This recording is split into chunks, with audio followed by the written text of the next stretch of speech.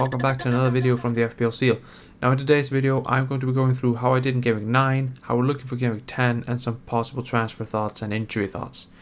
Now in Game Week 9 we got a whopping 91 points, a very decent game week, a game week ranked under a million. I mean I'm pretty happy with that since it started off horrible. Now we made two transfers, we transferred out Bowen and we transferred out Isak for Tony and Zaha. Now Tony and Zaha got 3 points, so they didn't even cover the -4, while Bowen got 14 points and Isak didn't play because he was injured.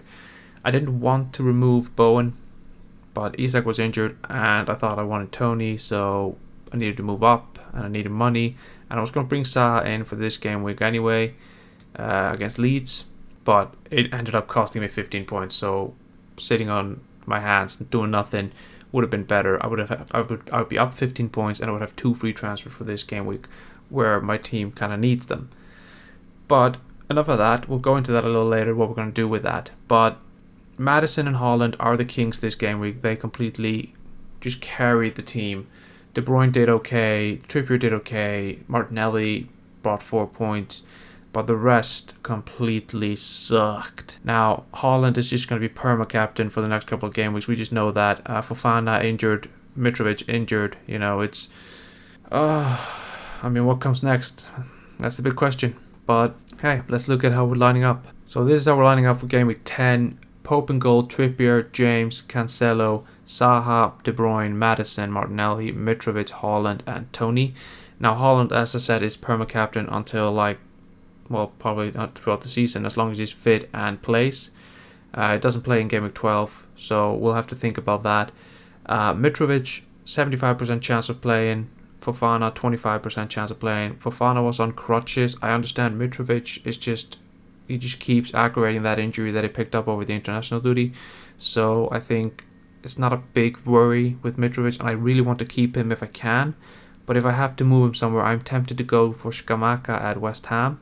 I'll show you guys a little later.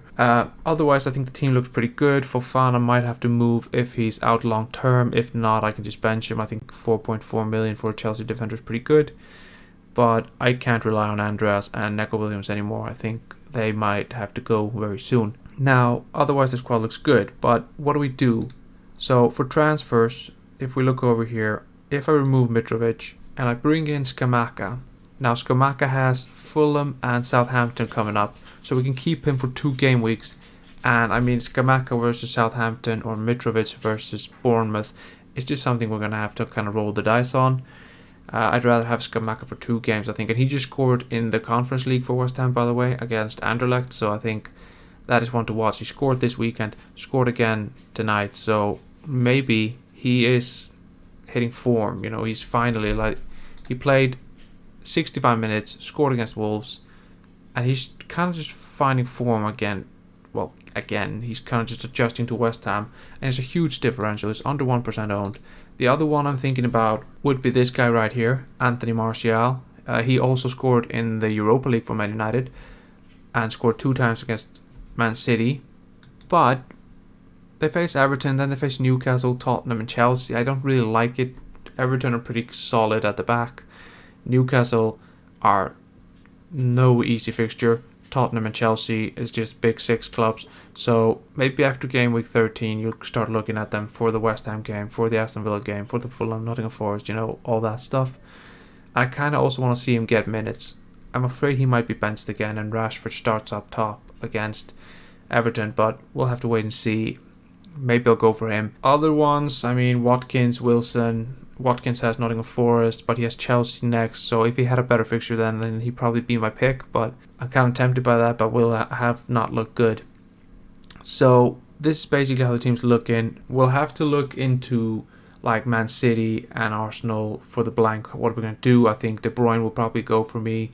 Haaland will stay, Martinelli will stay, Cancelo might actually go, but that's discussion for another day. Now just before we go, I saw a rank rise to 119k. If we go through the league, so here's the league. We have a new leader, Macareners by Piers McBride. They are leading by 6 points. I'm still 3rd in my own league, and Vishnu's still 2nd. I think Hammond was top, if I remember correctly. But Macarena's a whopping 102 points this game week. That's insane. He had Bowen, he had Madison. I would have been scoring similar had I kept Bowen, but you know, you never know in this. Sometimes it's just about luck. But I think that's all for this video, guys. If you liked the video, please consider liking and subscribing to the channel and help me grow the community. But otherwise, I'll see you later. Goodbye.